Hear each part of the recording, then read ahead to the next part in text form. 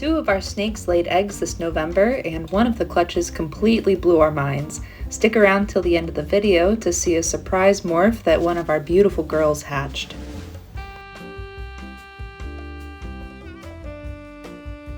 This is Linda, the mom of the clutch that you'll see today. We adopted her as a wild type that had previously had wild type babies. She looks to be in shed, and it's about a month out from when she double clutched, so there's a chance that this is actually a triple clutch. I don't try to make this happen. In fact, I wish it wasn't happening in the interest of her longevity and health, but I'll give her a lay box to help her out if she's actually gravid again. She's gorgeous, she's a wonderful eater, and she's very healthy. She's had no problem whatsoever with her eggs, and she readily bred with our two snow boys this season. Speaking of snow boys, this is the dad of the clutch, Paolo. He may be my favorite hognose, but don't tell the others. I love his personality and his sweetness. He loves being held, and he always seems to be down for whatever, while also being an absolute garbage disposal and monster when he eats. Paolo is a snow visual, meaning he is both albino and axanthic. Albinism removes the darker pigment, usually leaving yellow, orange, and red tones in hognoses. Axanthicism removes yellow pigment, leaving gray pigment behind. Combine the two, and you get snows. Now, with Linda and Paolo's clutch, we were expecting to make a bunch of wild-type babies that would carry the genes for albino and axanthic, meaning they'd be able to make snows. But what we didn't know was that Linda actually had these background genes called heterozygous genes. This means that Linda can make snow babies as well as albino and axanthic visual babies. This was a complete surprise, and I won't lie, when I opened up the incubator to snow babies, I screamed, and I danced around the basement with my husband for a while. These are the hatchling containers that I'm using. We'll be making our own rack system in the next month to support everyone, and in the meantime I'm getting heat tape tomorrow to give them all hot spots. The room that they're all kept in is around 80 to 85 degrees Fahrenheit anyway, so it's not unlike being in their incubator still. I ordered these tea light holders as water dishes because I figure they'll be heavier than their little snake bodies to move around and get their enclosures wet, but in the meantime I've been giving them water off of pinky mice. I figure it's like snake Gatorade. These are the hides that I'll be using. They're just little silicone bowls. I figure they'll be easy to disinfect, and they're small enough for the babies to feel secure. And I got these little plants as enrichment and climbing materials and cover. There's a lot of variety here in the pack, and I figure this will be a good option. Now, on to the babies.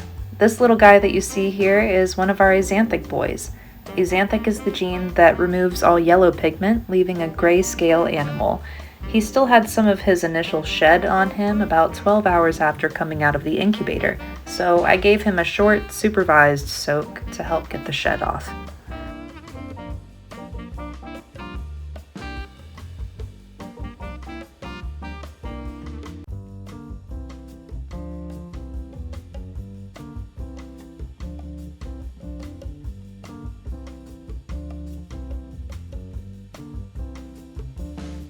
Emphasis on the supervision, as I quickly here had to step in to help him to not drown, but it's my fault. I put too much water in here for him. Usually you want them to be able to touch the ground, but it's also not the norm to soak the babies. This is just circumstance.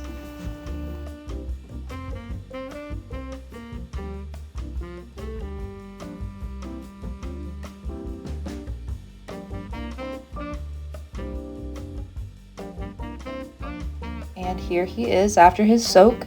You can still see some of the shed on his belly. For future clutches, I won't be removing them from the incubator until they've completed this first shed. The dampness and the roughness of the perlite medium really help them to get every bit of shed off of themselves.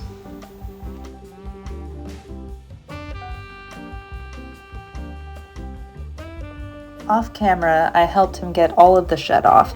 I did this very gently, and it's important to never pull off a snake's shed. Instead, I hold it in place and let them wriggle themselves out of it. But because of the size of this guy, I did need both hands available to do it. This is the next axanthic boy. He's a squirrely little one. He was actually born in an egg with a twin that didn't make it. The twin was deformed in the egg, so it's kind of a bittersweet thing that he didn't make it. But this little guy is perfect. I'm taking them all out today, not only to introduce them to everyone here, but to socialize them. Even if they resist a little bit at first, they usually relent or seem to understand that you're not there to hurt them. This is my first experience with snake hatchlings, but I'm hoping that this socialization experience is impactful in a good way for them as they grow.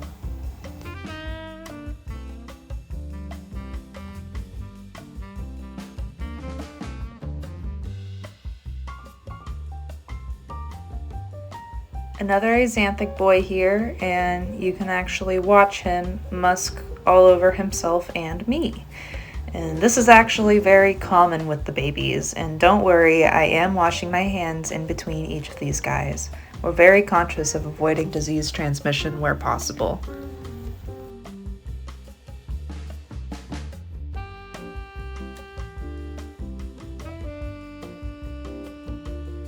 You can see how quickly this little man calmed down and just checks me out for a minute once he's actually in my hand. At a calm point, I like to put them back to reward them for the desired behavior.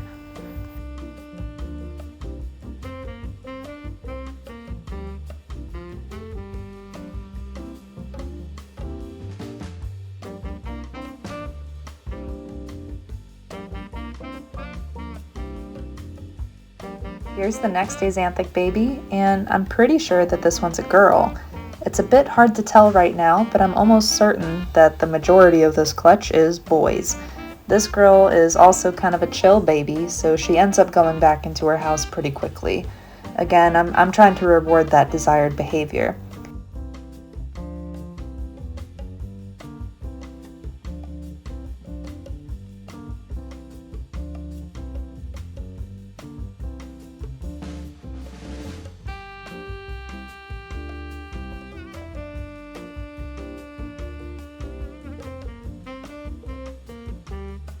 She was a bit wiggly when I opened her box at first, so I do block her exit when I put her back inside.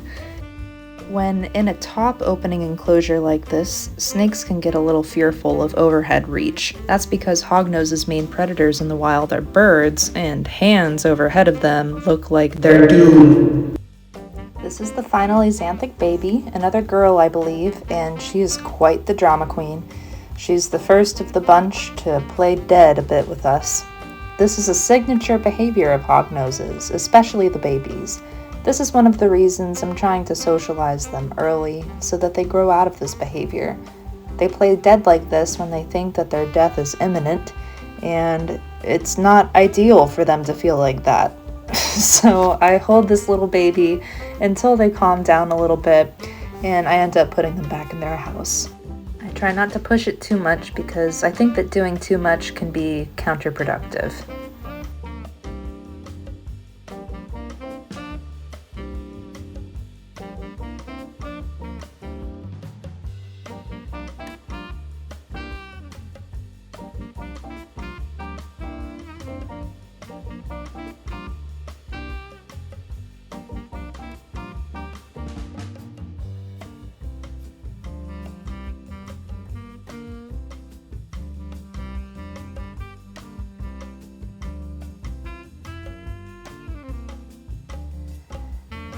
This right here ends up being an example of doing too much and it being counterproductive.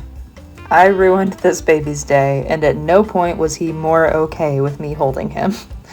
He also just pissed and shit all over me, which is fair. But until tomorrow, my boy. This is the only other single visual albino in the clutch, and I think she may actually be a girl. Again, albinism removes all darker pigment, and in hognoses it leaves a lot of yellows, oranges, and reds, the pigment of which depends on where the snake's ancestors lived in North America.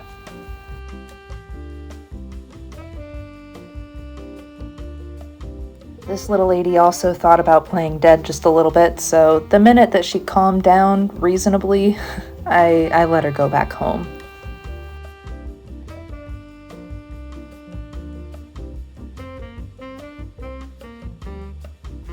Now, on to the snow babies. I'm not fully convinced either way with the sex of this baby yet, but they're chunky. Their head stamp is very, very sharp, and they're very pink already. You'll notice that all of the babies that we've seen so far have a bunch of polka dots, just like Linda and Paolo do. This is actually how we know that Paolo is the dad and not Lorenzo, our other snow boy. Lorenzo is what's called a conda morph, which shows a reduced polka dot pattern on their backs. If Lorenzo was the dad, half of Linda's babies would have only had a few polka dots instead of being covered by them like all of these babies are. This baby is nice and calm, so they get back inside of their house pretty quickly. Again, everyone is getting furniture upgrades in the next few days, but the babies do tend to like small houses to feel secure.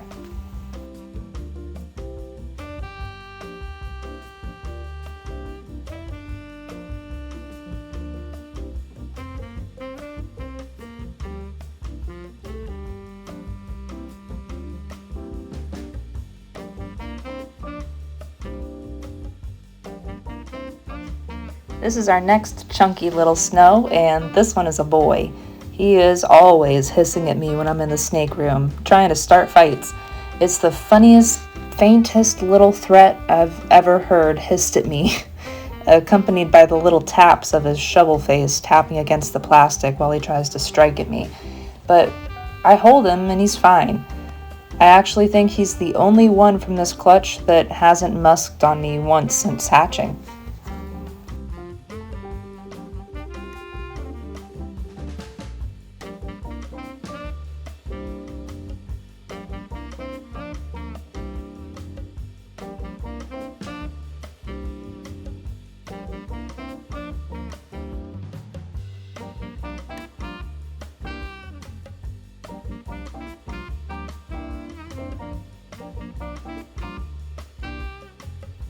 This is our last snow baby, and this was the first snow to come all of the way out.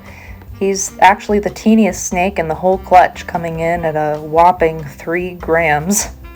He's an absolute cutie, and his head stamp looks amazing too.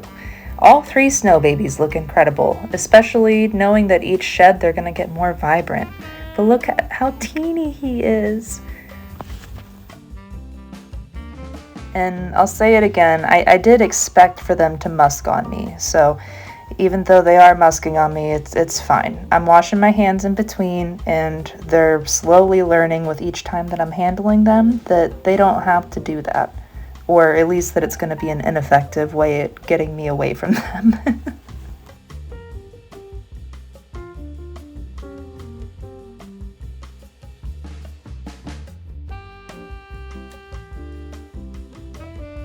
Finally, I had to show off our very first hatchling, who we named Diego. He's Mrs. Mac's baby. Mrs. Mac is a completely different snake, and she's a super conda. We paired her with Lorenzo and Paolo this year, but I'm torn between thinking that she got pregnant from one of those two, or if she used retained sperm from a previous partner with a prior breeder, which is possible. Snakes can retain sperm for up to 2 years after mating. She went into prelay shed just over 2 weeks after breeding with Lorenzo, and I'd always thought that it took a minimum of 3 weeks for a hognose to become gravid after pairing, but this may not be the case. So while this baby is possibly heterozygous for albino and axanthic, I'd never advertise them as such because I just don't know for sure. But you'll notice that he has the reduced pattern on his back that I mentioned earlier. He doesn't have as many polka dots as the other babies. He's a condomorph, meaning that he has less polka dots. He's also very pink in person, and he's painfully aware of my attempts to socialize them all.